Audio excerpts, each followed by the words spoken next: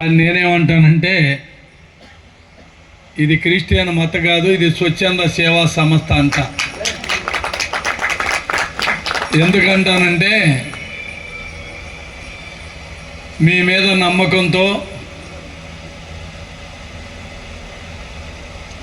ఎంతో గాఢమైన ఆ భగవంతుని మీద, ఆ ప్రభువు మీద ప్రేమతో మీ దగ్గరికి వచ్చి మీ ముందు మోకరిల్లి మా బాధలన్నీ కూడా మీ ముందు చెప్పినప్పుడు మీరు ఆ భగవంతునికి ఆ ప్రభువుకి వారధిగా ఉండి మీరు స్వస్థత ఇస్తే ఏ డాక్టర్ కూడా చేయలేని పనిని మీరు చేసి ఇంటికి పంపుతున్నారో ఆ నమ్మికే అప్పుడేమంటానంటే మీరు పాస్టర్లు కాదు డాక్టర్లు అంట. ఎందుకంటున్నానంటే ఇవాళ సామాన్యమైన ఈ పేదరికంలో అట్టడుగు ఉడికిపోతున్న ఈ భారతదేశంలో ఈ మాత్రం అన్నా మనం ముందున్నామంటే ఆ రోజుల్లో ఈ స్వచ్ఛంద సేవా సంస్థలే వచ్చి సర్వీస్ చేయకపోతే ఇంకా 25 నుంచి 30 సంవత్సరాలు వెనకబడి ఉండేవాళ్ళమని కూడా నేను చెప్తున్నా. ఆ రోజుల్లో మసూస్కం, కలరా అంటువ్యాధులతో అలమటించి బజారుల్లో ఎక్కడెక్కడ కుప్పకూలి పడిపోతుంటే మరి స్వచ్ఛంద సంస్థ వచ్చి అక్కన చేర్చుకుని వాళ్ళందరికీ నయం చేసి మీకు మేము ఉన్నామని చెప్పి వాళ్ళ మధ్యలో గృహాలు ఏర్పాటు చేసుకుని వాళ్ళకు వైద్యం చేసి ఇంకదే కాకుండా విద్య నేర్పి ఈ రోజునంటే అది ఒక క్రిస్టియన్ మతం ద్వారానే అది సాధ్యమైంది. ఆ స్వచ్ఛంద సేవా సంస్థ ద్వారానే సాధ్యమైంది.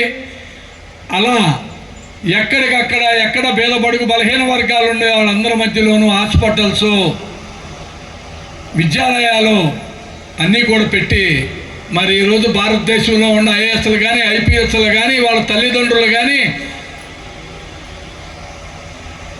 చిన్న చదువులు చదువుకున్న వారు కానీ అందరూ కూడా ఆ రోజుల్లో ఆ బళ్ళలోనే చదువుకుని నర్మా గవర్నమెంట్ కానీ, లయాలా కాలేజీ కానీ, స్టెల్లా కాలేజీ కానీ మరి ఇయ్యాల ఏదో పెట్టు ఇయ్యాల చాలా కాన్వెంట్లు వచ్చినాయి. అవి కాదు నేను అనేది.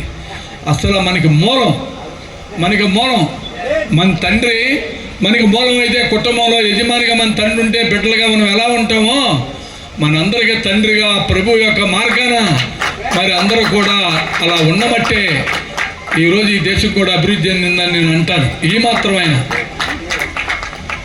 అదే కాకుండా నేను మీకు ఒక సూచన కూడా చేయదలుచుకున్నా.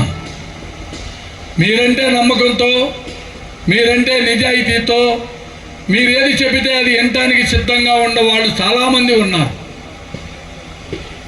వాళ్ళందరినీ వాళ్ళ అవసరాలు కొన్ని తగ్గించుకునైనా, అనవసరమైన అవసరాలను కొన్నిటిని తగ్గించుకునైనా బిడ్డలను విద్యావంతులుగా తయారు చేస్తే ఆ కుటుంబంలో 4 నుంచి 5 సంవత్సరాలు 10 సంవత్సరాల లోపే ఆ ప్రభు ప్రకాశవంతమైన వెలుగునిస్తాడని చెప్తున్నా.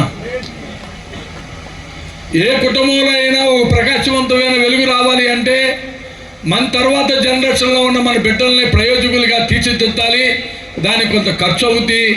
దానికి కావాల్సిన ఖర్చుని అనవసరమైన ఆలోచన పరం లేని వాటికి ఖర్చు పెట్టే కన్నా కొన్ని మన అవసరాలైనా తల్లిదండ్రులు తగ్గించుకుని బిడ్డల్ని ప్రయోజకులుగా తీర్చిదిద్దుకుంటే ఎవరైతే అలా చేయగలుగుతారో వాళ్ళలో ప్రకాశవంతమైన వెలుగుని ఆ ప్రభు ఇస్తాడని చెప్తున్నా. మరి తప్పనిసరిగా మీరు ఆ దిశలో మనం ఎన్ని మాట్లాడుకున్నా ఎన్ని చేసినా కుటుంబ అభివృద్ధిలో కూడా ఆ ప్రభు ఎప్పుడు కూడా మన ఎన్నింటి ఉండాలి అంటే ఆ కుటుంబం అభివృద్ధి చెందాలి, చికాకు లేకుండా ఉండాలి, స్వేచ్ఛగా ఉండాలి అంటే దానికి వాళ్ళకి సరైన మార్గాన్ని ఆ ప్రభు చూపుతాడు.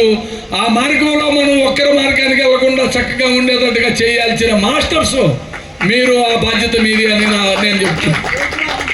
తప్పకుండా మరి ఒక చక్కటి ఈ మాత్రం 2-3 మాటలు చెప్పే సందేశం ఇచ్చే అవకాశం కల్పించిన మరి ఇక్కడ ఉన్న సేవకులందరికీ కూడా వందనాలు తెలియజేస్తూ